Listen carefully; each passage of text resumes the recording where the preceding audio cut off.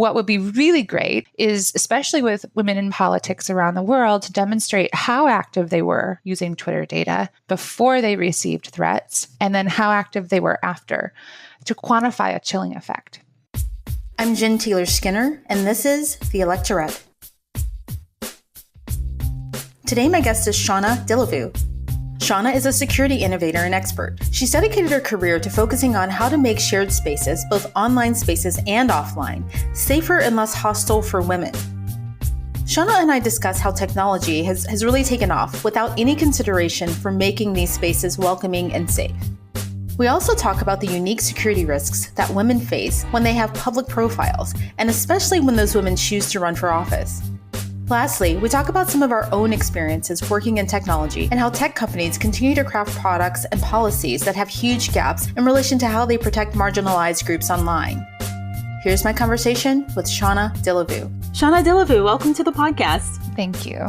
So you and I, we talked about our careers in technology back in the day. At least for me, it was back in the day because I've been in this business for a long time. And I don't remember things being this way for women online with all of the harassment. I mean, I can remember what a modem sounds like. So that just tells you how long I've been around. But I don't remember in the very beginning, when people were starting to get used to browsers and, before there was this proliferation of social media, the climate being like this for women online. No. Has it always been this hostile? I mean, okay, online. Has the patriarchy always existed? Yeah, sure. But on the internet, I think we saw something really different in the beginning. There were more women who were programming up until the 80s when that number fell off and is lower now than it was 30 years ago. So there were women involved in building technology. The internet is a space. You hear all these folks, especially folks who remember what dial-up sounds like. I'm one of them too. Talk about the internet as a really utopic experiment, right? It was a time when people just got along and shared information, and kids who were weird growing up in little towns in Iowa, for example, felt like they could find their community and they weren't alone. And there was this great sort of connective human experience, right? Where you could find just folks interested in the strangest things that you found so fascinating. Maybe we would have found this side of humanity replicating itself on the internet as it proliferated just generally. But I think social media sped that up in really nasty ways. And as we discussed at some point before, part of the issue is that these social media platforms were built by dudes, all dudes, essentially, really though, right? Who had this move fast and break things mentality and didn't think about how breaking those things would be like breaking people, really harming people. Yeah. Because a lot of what these tools do is not think through any kind of threat assessment for their user. They don't take any responsibility. They don't want to, And that lack of accountability at the most generous level is what I could call it, but that arrogance really isn't useful. And what it has created is a space for aggression to thrive. And that's what we see on the internet today. It is just an aggressive place. It just feels like you always have to be funnier or meaner or more snappy, or you have to have a better photo of whatever food thing you're eating and living a better life than everybody else. And it just feels like it's this ratcheting up, this competitive, almost aggression on a regular basis. It's not a very happy place to be. It's certainly not a utopia. Yeah, it's interesting. I remember that. I feel the same way. And I think I grew up in a small town too, in Memphis, in Tennessee. And I connect with that feeling that you had. For me, the internet was a connection to bigger places. I kind of, before, there was television and cable and TV. And then when the internet came, I was just like, whoa, and I maybe I wouldn't be in Seattle had I not had the internet to see what it was like here, right? I remember going and checking out restaurants, in Seattle, or, across the country, and say, that's where I want to live. And do you know that there are 2.1 million people who still use dial-up? Just thought in the United States? I don't know. It's not surprising. That's not surprising in the slightest. I think the number is 60% of the US population, maybe more now, 70 that has a smartphone. I think we take for granted that we all operate on laptops and have a smartphone and an something and then a watch and all the fancy stuff, when in reality, a lot of people don't have a computer. Yeah. Yeah. A lot of people and have just jumped right to mobile. And even the folks on mobile may not be working on a smartphone platform. Certainly not one that's like on a contract basis. Yeah. Do you know what I mean? Like they're not on an iPhone because that's an $800 phone that you have to switch out every exactly. 2 years. Yeah. So like not everybody can afford that. I'm behind. You said 2 years. Jeez. Me too. I try to stretch it out as long as possible, but you can tell when you hit that 2-year mark. You're like, God, this thing is falling apart. Thanks a lot, Apple. Yeah, but so it doesn't surprise me that the increase in hostility has happened alongside the increased popularity of social media. Yeah. That does not surprise me at all. I mean, social media kind of ruins a lot of things. Kind of. But so I have a confession. I have not been, I'm a woman of color. I am a public feminist, I guess. And I have not experienced the level of online harassment that I've heard from other people. Yeah. And I don't know why. That's eluded me. And I'm happy about that. I'm just curious. Can you describe for some people who just aren't aware, what are some of the experiences that women have online? Well, I mean, there's the famous cases, right, of like Adria Richards, who was at a conference, a Python conference, the coding language Python, who the men behind her were making jokes about dongles. And she was like, stop it. Please stop it. Knock it off, you guys. It's not funny. And then finally snapped a picture of them and tweeted it. And this was after she tried to report through several different channels at the conference that this was happening. Yeah. And of course, then that public tweet got her fired. I mean, it got this guy fired from his company, which she said she didn't want. But then, the worst part about her being fired was that it wasn't that her company necessarily wanted to fire her. It was that they were pressured by online trolls. So a number of people threatening to dox the C-suite, the leadership of Zendesk, where she was working. And if they didn't publicly fire her within a certain amount of time, and they caved to that. Wow. That's a part of the story that doesn't often get told. Because Adria is a programmer. She's like a person who just wants to do her job. She doesn't want to have to be a soldier in this fight necessarily, right? That's the thing you kind of hear from a lot of these women. Anita Sarkeesian's a good friend of mine. And the sort of things that she's like endured. And the same with Zoe Quinn, the women who were like targeted by Gamergate. The tactics are too many and too disgusting to name, but I can give you a couple of the things that I've seen, say, in like the Reddit and 4chan spaces. So they would probably dox you, and doxing means that they would do searches of all of these data broker and people search sites, and there are dozens of them, that will list your name, your address, your former addresses, any telephone numbers and emails associated with you, family names, so like your brothers and sisters, your parents, maybe your grandparents, aunt and uncles. And so they would publish that information in some public forum. And so folks would start sending you Bibles, sending you Qurans, sending people to your door, sending you bunches of pizzas, which doesn't feel super threatening, except that the message is clearly, we know where you live, right? So that happens. Right. In the case of Adria, folks still call her and threaten her all the time. Call her and call her racial slurs, call her slut, bitch, whore, all sorts of the typical sort of nasty things that we say to women only. And then breathe heavily into the phone or threaten her, or do any number of things to be terrible to her. And it was at the Women's March in DC last winter. I was at a table with Jacqueline Friedman, who's also received, when she was the executive director of WHAM, Women Action in the Media, has received plenty of this kind of abuse. Soraya Shmali, who's been doxxed and at this point just doesn't care. She's a writer and well-known. And then Anita, we were sitting at a table, and this young woman walks up to us and she's like, does anyone ever tell you look like Anita Sarkeesian? And Anita's like, yeah, I get that. And we laugh. And then Jacqueline's like, it's because she is. And the young woman said, I really appreciate it. I'm a gamer online, and people come after me and they threaten me, and they find my phone number, my email address, and threaten me. They send me nasty pictures. Like they send my head on other people's bodies, like that they're trying to hurt me, like in violent situations. That happens to folks, women who aren't necessarily public, just in sort of male spaces. And then I think about another colleague, Emily Linden, who runs the Unslut Project. And just the simple fact that she called the project Unslut, that has slut, I think, in the name, that she talks about slut shaming. She's been targeted by Tucker Carlson and his sort of crony peoples, and so has had her face pasted onto nasty YouTube videos. Fortunately, with YouTube, solution seems to work to say, this is my face, it's my intellectual property, you're using it without my consent. And they respect that part of the law and remove it. But tactics like focusing on you in your home or at your home number or at your email address, places that feel like very intimate and very close to you. Yeah. And then you'll see them do sort of public shaming stuff, the doxing, especially sharing your details. I think generally hoping that people can hack your email and get in and publish that. But I don't know that these guys have that level of savvy for the most part. Thank goodness. It's just general sort of thuggish intimidation and bad Photoshop.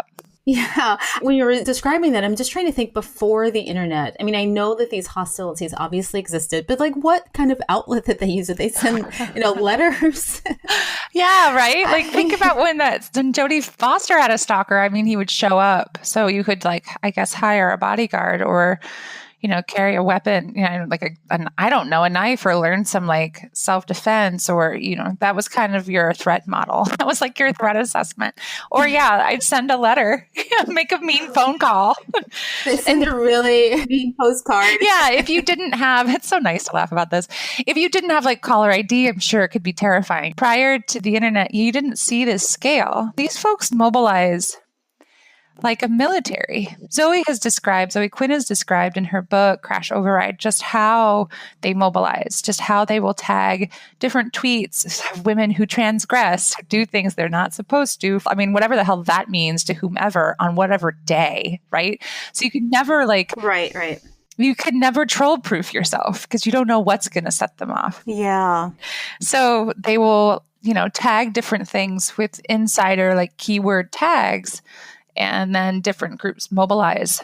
And they just kind of swarm on whoever the targeted person is, right? Yeah. So if you've got somebody with a couple 100,000 followers who gets angry with you, and this is why Milo Yiannopoulos was finally kicked off of Twitter, is because he kept using his following to mobilize against people he just didn't like or who disagreed with him or who were fat, frankly. It's like, how dare you exist if you're not beautiful to me? Yeah. Lindy West, he does This American Life. They did a piece on her, but she writes about this in Shrill as well. And in a lot of her writing, where it's like, I exist, and that's a problem for people. It's enough for this guy to create a Twitter handle in the name of my father and use this Twitter handle to talk about how disappointed my father must have been in me when her father had just died. Yeah, I remember that. Yeah. I mean, it was amazing that she got to confront him. But you don't have to be a public woman. Like that woman who came to us at that brunch table, she's just like, I'm on Twitch and that's enough. I just game there and I win. And that's enough of a transgression. So for people who aren't familiar, can you give just a short rundown of what Gamergate was? Because that comes up a lot when we talk about, online harassment, and everyone isn't familiar with that. Sure. There's what's reported and there's what really happened. And it got really hard to report on this, I think, because anytime you'd mention it, trolls would come after you and your outlet. So it wasn't a safe thing to really report on. What happened was Zoe Quinn was dating this guy. They broke up and he got mad. And he wrote a screed. He wrote I guess a long hateful message about it and had a lot of online followers and they went after her. Wow. That's really it, right? Here is this woman who was just doing her business and this guy didn't like her. And then it became a story. It became a thing around women in gaming. Zoe happens to be a game developer and she's created a number of really great games and she still does. But the hate towards women in a mostly male space is really what happened then. So some of the highlights are that Brianna Wu and Zoe, I think, was at the time in Massachusetts in the Boston area. Brianna Wu was also there. So their representative, Catherine Clark, has gotten involved. Catherine Clark is a U.S. congresswoman from Massachusetts who was swatted in the middle of the night when she and her family were sleeping. U.S. congresswoman. Ridiculous. Anyway, so Brianna, as another gamer, for some reason became a focus. And that meant that she was also doxxed and she and her husband had to leave their home and hide because people kept threatening to come there to rape and kill her. Zoe, I think, had to move a number of times because, again, people kept finding her phone number or finding her address and coming at her and saying they were going to do these harmful things to her. But that was, I think, for me anyway, the turning point.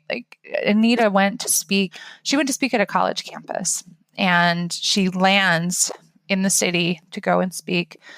And they call and they say, we've received credible threats that someone will come here and hurt you. And she's like, oh, well, what can you do about the security? And they're like, well, as you know, this is a right to carry state. She's like, well, then I can't speak there if you can't guarantee my safety. Wow. Yeah. So for some reason, women in gaming became the focus when it really just was this guy who had been jilted, who couldn't handle rejection, sending his followers after his ex. And creating an unsafe space for women, and a blueprint for making spaces unsafe for women all around the internet, all around the world. Right. That's really important. He created a blueprint, right? Yeah. And so, there was an escalation after that. Oh my God. Yeah. I met Anita in 2014, in late 2014, right after a lot of this had really taken place.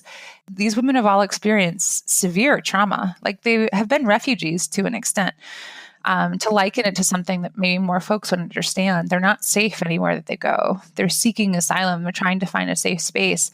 And what makes everything unsafe is that the internet is unsafe and it's everywhere. Yeah. So trying to find a safe space when you don't know, you can't go home. Your parents, their home maybe, and their address has been their address for 20 years. So it's all over those people search sites. Where do you go? With what money? How do you move? Yeah. Yeah. I always caution women against dating InfoSec guys for that reason. Information security guys can always find you. Oh, really? Well, if you work in a technology company, which group is safe? Is it marketing? Should you date in marketing? Yeah, maybe it's just marketing people.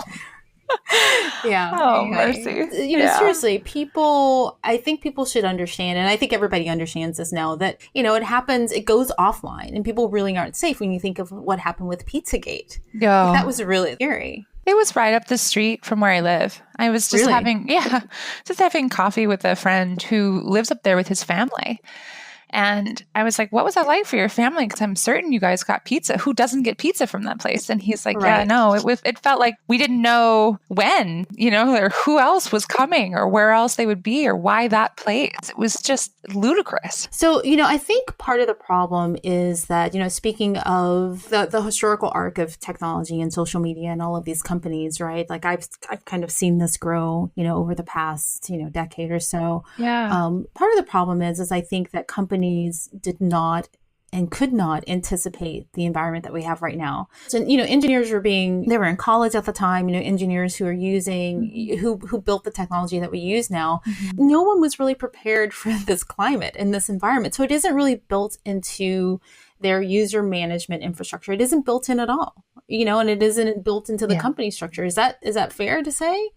I mean, I think that's something that you'd know better than me, but it doesn't. Oh, really? Having been inside a big tech company for a long time, I don't, from my experience, no, because anytime we speak to one of these social media platforms, and you could name any one of them, and the story is the same. We might speak to their safety people. We might speak to their global safety people. We might speak to their policy people.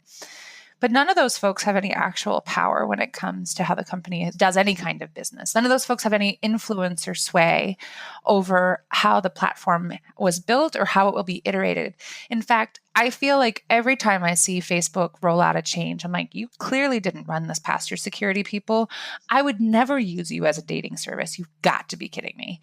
Secondly, I remember, and it feels like every time Twitter rolls out a security fix, I'm like, who is this securing? This is, and then they immediately have to roll it back in within a week because they clearly didn't do any kind of threat assessment except for themselves. They're not thinking about users. So it may have been, and frankly, in a company like a Facebook, not to continue picking on them, but I'm happy to pick on the both of them the rest of the day.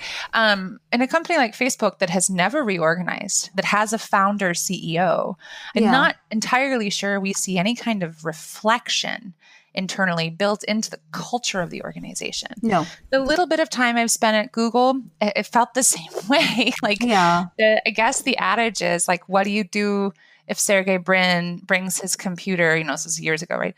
If he brings his computer to the help desk. And I guess the answer is you fix Sergey Brin's computer. It doesn't matter who else is standing in line or who's there or what everybody else is doing. You have to drop what you're doing and help him. Yes. And I just don't think that is probably a corporate cultural model that suits a platform built for 2 billion people or several billion people. You know what I mean? Like, it works in a hierarchy, in a patriarchy, and for a kind of man that needs to have his ego stroked and a corporation that can support that, right? Yeah. Y'all make a bunch of money. You have a bunch of dudes that are your shareholders. You have a bunch of dudes who are your VCs. Like, y'all know how to play this game together. But if you bring in anybody else, or you attempt to bring in anybody else, it's not going to work for them. And I think that's what we're running into. You know, it's funny, you remind me of an anecdote. And you know, because we've talked before about this, I've been in technology my whole career, and I live around people, you know, who are in these, you know, I live around Google and Facebook and Microsoft and Amazon. And of course. And so you're right about that culture. But this anecdote I have to tell you just reminded me, I was in a meeting once, and one of the teams I was on, it was some kind of operational team. They all run together. All the teams are like, I can't remember which one, but some executive. And so we dealt with, you know, big issues, right? Like maybe we had some software at a police department or some software at an airline company. And this executive, an executive for the team, his kid over the weekend had trouble downloading a game. The team dropped everything. Gotta be kidding. And it became the hottest issue for like the next 3 days. Oh my God. And this was probably a clue that I needed to leave, because I was in this climate, no one would question this stuff. And I would just say, like, what the hell? Are you kidding me? Are you kidding me? Yeah, I think I made a joke. I was like, you know, my kid had some trouble over the weekend too. Right. I was not very popular. You're a woman, Jen, so you need to figure that out. Yeah, but you know, you're right. I mean, this whole thing about protecting women online and privacy, and you know, I just don't think that there is a space in these technology companies that's dedicated for that. Like in my experience, you know, and it's not an engineering problem, it's not a marketing problem, and it's not purely a privacy issue. Nope. So companies have not created a space to address this. They're not interested. Yeah. As long as their numbers keep growing because they keep expanding around the globe, like, they don't care. They don't care. And I can't tell you the number of times I've tried to talk to them. My colleagues have tried to talk to them. We brought cases to them. They just don't want to hear it. It's a pain in their ass. Yeah. Because they're making money, don't forget, off of this abuse. Yeah. Everything that we create for them, all of us minions, the 2 billion of us on Facebook's platform, every piece of content we create makes them money. Yeah. So why would they Twitter talked about how it didn't get rid of those millions of users who were trolls until after the election, when they were kind of forced to, because they looked like shit about it. Yeah. Like, they were making money off that content. That's gross. Yeah. But they're fine with it because it's their bottom line. Yeah. I would also argue they're fine with it because they don't believe women. Yeah. We're hysterical. It's just in our heads. It's just not that big of a deal. Just turn it off. Like, you don't have to get online. Yeah, that's why representation matters. Yes. I mean, I just keep saying that, and you know, it sounds like a cliche, but you know, Yeah, not in this situation. If there aren't women at the top, then who's speaking for them? Yeah. I mean, we're 51% of the US population, slightly more in the globe. And like, you want to build a global tool with all essentially white men running it? Doesn't that feel strange? Yeah. Like, how can you possibly be empathetic enough to understand everyone's experience in the world? I don't imagine you are. Right. So when you go to these companies, you said they aren't very receptive, right? And yeah. So I mean, so why? I guess first of all, why do they want you? Like, I mean, how do they reconcile the fact that they've invited you to come but they're not receptive to your message? Well, I think we've stopped going. I think a lot of women and I think a lot of us have stopped trying to show up because they're not useful. Yeah. Some folks get money, you know, they're running nonprofits and they get partnership money from these organizations, and that's useful. And in large part, some of them, my colleague Nikat Dad, who's a world famous human rights activist based in Pakistan, runs a cyber harassment hotline. We brought it to Facebook because it was largely women in Pakistan and more conservative parts of the country. If they had a Facebook profile, it was enough for their brothers or fathers or whomever to honor kill them if they were found out. And there were a couple of blackmail rings that were happening in Peshawar. And so Nikat was like, hey, Facebook, you need to take this down ASAP. And she'd done this enough times that they had offered her this sort of fast track. So when we went to meet with the global head of safety at Facebook, the woman just kept asking Nika and her team to keep doing this pro bono. And I was like, do you not feel disgusting saying this to this brown woman who lives in Pakistan to keep doing this labor for you for free? And the woman really didn't. She, obviously felt really bad when I pointed that out to her. But it took them a couple of years to show up with any kind of funding. They don't have much of an incentive unless they don't want to look like jerks. And if Nikat's not in the news in the United States making a big fuss, what's their incentive? Right. I don't mean to sound so cynical. It's just been years of this with them. We need you to stay in the fight, though, Shauna, please. Yeah, girl. I know. Okay, so speaking of, women of color, yes. Do you find, because I follow these threads online a lot, and there seems to be this idea that there are certain groups of women obviously are greater targets, but there are certain groups of women, subgroups, who are targeted more than others. Absolutely. I would say the virility of an attack against a brown or black woman, the length and the virility is going to be, and again, the transgression in air quotes, like what she had to do to merit that is like the bar is so much lower and the length of the attack would be increased. I'm not saying white women don't get attacked online. No, they do. Yeah. I don't know if there's proportionality. And if that's just in the United States, my guess is, though, anecdotally, the attacks are going to be far worse for far less provocation. But folks self-select to be on that platform because it's pretty well known as a toxic platform. Yeah. On the other hand, if you look at Facebook, it's really difficult to gather data. It's really easy to gather it if you build like Farmville or some other app. It's not easy in the same way to look at trends because of the nature of the platform, because they don't sell data that way for whatever reason. I'm starting a project around that with violence against women in politics around the world. Okay. Looking at the chilling effect before and after, abuse is reported. But there again, only on Twitter, because it's just difficult to monitor. The attack isn't just ever going to be on one platform. Yeah. It's going to be everywhere, across platforms and in your home and on your home device, and maybe potentially physically in your home. And the other thing that occurs to me, both around the violence against women in politics and everything else I've read about online harassment, the issue is that women often don't know what they're experiencing as harassment or abuse or violence. Right. Like, that's just part of being a woman, right? Right. And then everything I've read for my book around bullying is that boys proportionally, almost equally to girls, just slightly less than girls, will report harassment or bullying online.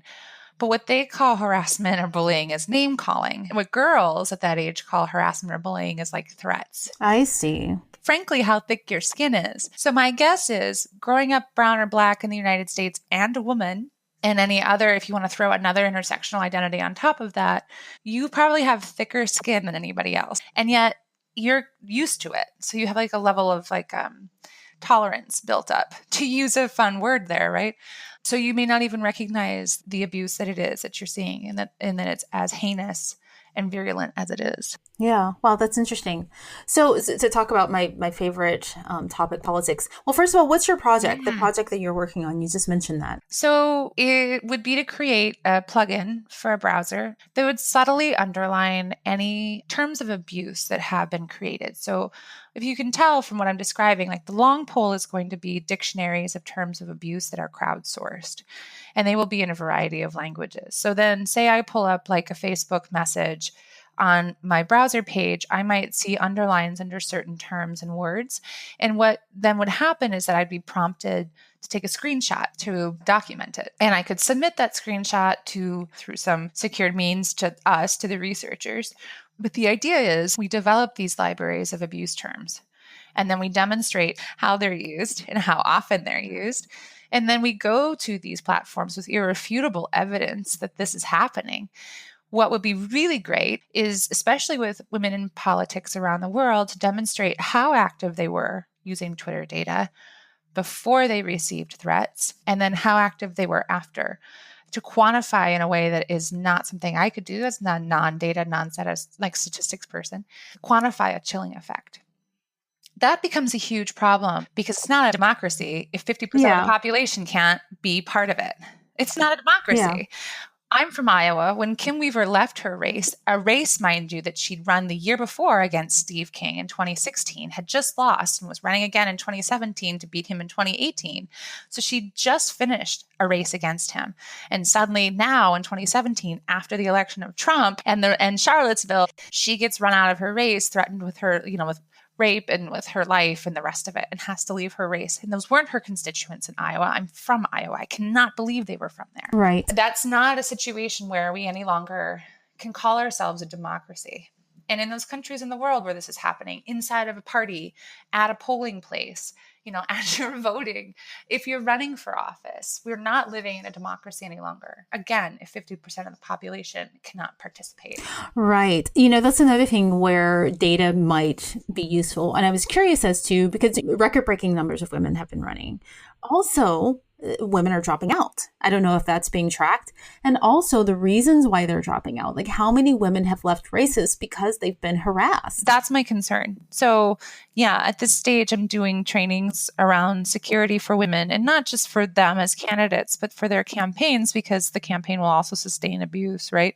Like, it's your intern or it's like your young person who's really fired up about politics, getting involved, answering those phone calls or having to deal with those nasty tweets. It's like how to manage it in a way that both the politician or the candidate can still engage. Right. Because they have to be able to engage, right? Those are the rules of the road right now, and be connected to their constituency, but still be safe. And that is going to have to change. I mean, look at Gabby Giffords, Joe Cox. The message is clear, right? Like, if you're going to do this, you're a double hero, because you're not only going to get the regular scrutiny of any kind of political candidate, you're also going to get the double scrutiny of being a woman and physically, quote unquote, inferior, right? We can always get you physically if we can't get you any other way. Right. In Hillary, the media was really hard on Hillary, like her or don't. And particularly, I think about how often videos of her and her daughter, Chelsea, were made and uploaded to Pornhub during her campaign cycle. So porn videos with Hillary and Chelsea's faces pasted onto the bodies were pretty common. That's how we approach women in leadership in this country. Joe Cox and the women who received a lot of the threats in the UK, a lot of that garbage was coming from American trolls. Wow. It was traced back here. So a question for you. This is kind of a controversial question. Do you think that it's more prevalent on one side of the aisle than the other? Right? Because I only see this from the liberal Democratic side. I would say, it's easy to blame Republicans because you see so many of them in the media threatening their female counterparts. Yeah. But I don't think that it's just them, because, you see women doing this too to other women. And I think when you're dealing with a kind of a sickness, which I feel like, you've got this sort of internalized misogyny in all of us growing up in this system in which, like, we're so protective of men and their feelings and white men and their feelings. I don't think it's any one kind of person.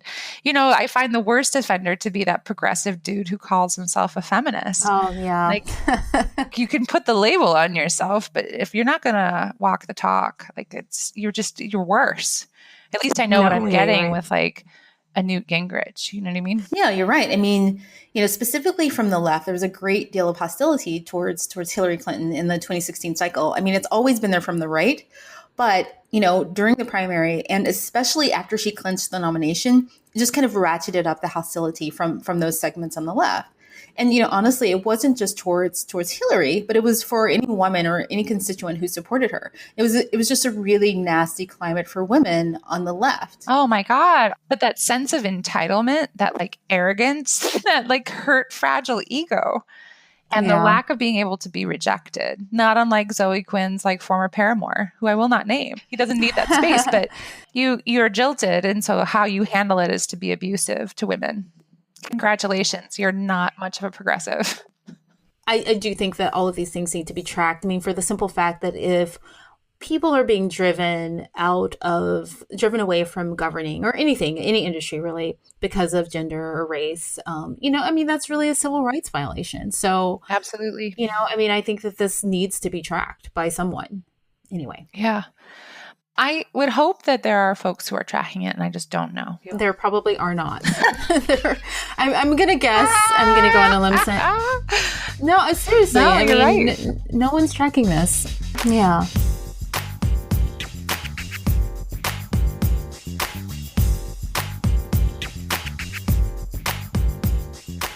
for your training, what is, just kind of in a nutshell, what's the first or the most important thing that you tell candidates about, having a safe experience? Yeah, I know it sounds really lame, but it generally comes down to having strong passwords and using two-factor authentication. Really? Just, to make sure that all your accounts are safe. I would say most folks don't have a budget for Oppo, for opposition research, but I would definitely search for yourself on all those people search sites. Yeah. You probably are going to disclose your address anyway. So make sure that if you do that, if people can find you and know where you live, because again, you'd like to be accessible. These are your neighbors, theoretically, right? Yeah. That you have some kind of home security system in place and a big dog, and like the police know who you are and know what a SWAT attack is. So that if something like that gets called in, they would know and they wouldn't necessarily come with machine guns to your home in the middle of the night. Yeah. That's good advice. Go on. Sorry. Yeah. Past that, you're going to see a lot of abuse on social media because obviously the biggest threat is going to be physical security, not because it's most likely to happen, because the impact would be the greatest for you. Most likely to happen would be that folks would come after you on social media. And so just making sure that it's not easy to hack your accounts is probably going to be one of your best things, because you don't want people to see how the sausage gets made, right? Yeah. You don't want anyone sharing your DMs or your personal emails or any of that. So it's not just your campaign email, it'd be your personal email. And same goes for everybody on your staff, which is a kind of pain in the butt, right? But it's the number one most important thing you can do. A lot of these trolls don't have like the level of savvy that you'd need to really do a major hack of your systems. Yeah. What happened with the DNC in the summer of 2016 was a nation state. That is something that we often call like a 0-day attack, something you've never seen before, because it would take too much time and money for just like an average person or group of people to put it together. It would take an entire nation state behind it, right? What you're going to see are people practicing their like password hacking skills. So don't make it too easy for them. Yeah. I think the other part of it is dealing with the vitriol in two ways. So if people decide to come after you on, online stuff and mar your reputation, you're going to need to message your way out of that. There's no technical fix.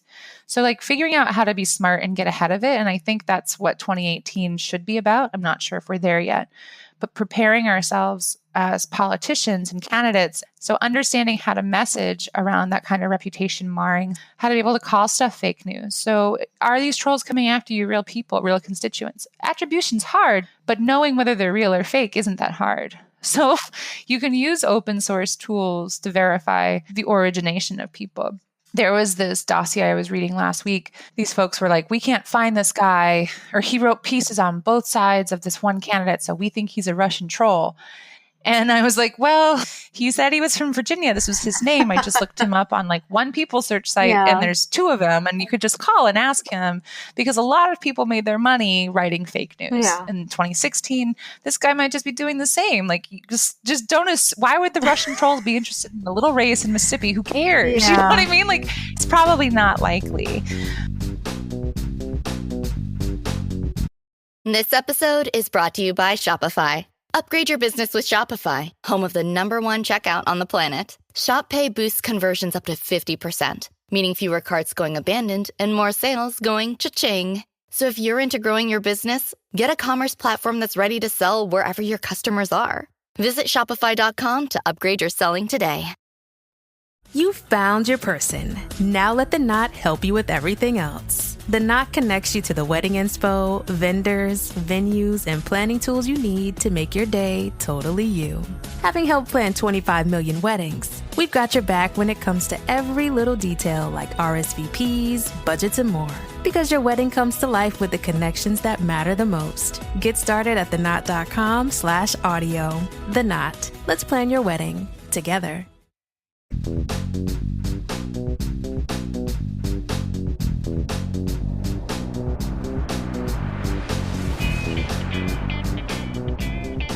So I'm curious to know your thoughts on this. So I've always felt that women in politics are just better at handling those attacks in a diplomatic way, like in ways that aren't career-ending. What are your thoughts on that? It's almost like they have a lifetime of experience doing that. If I can shamelessly plug, this book that I'm writing about risk perceptions for women, I'm looking at all the different ways that emotional intelligence, the things that we're trained in, because this has nothing to do with how we're born. Sex organs do not create emotional intelligence or don't. We're all born with the same amount of, say, empathy. It's just a skill that's been honed more often by women because we're not powerful. So empathy being one of these like pieces of emotional intelligence. It's so interesting to look at how women have different kinds of emotional intelligence that apply super well in situations that just our male counterparts don't have. I'm thinking about in politics, there's all this correlation in the women peace and security movement between women leaders and a decrease. So seeing an increase there and seeing a decrease in violence and conflict, both domestically and internationally, right? And I'm thinking about what creates that. It's a correlation in the data, but what is it about having women in political office? And so often women in political office pass legislation for families. It's pejoratively called women's legislation, but it tends to be things like who's going to take care of the kids and what kind of education are they getting and what about healthcare and like all the stuff that you need to be a human and survive.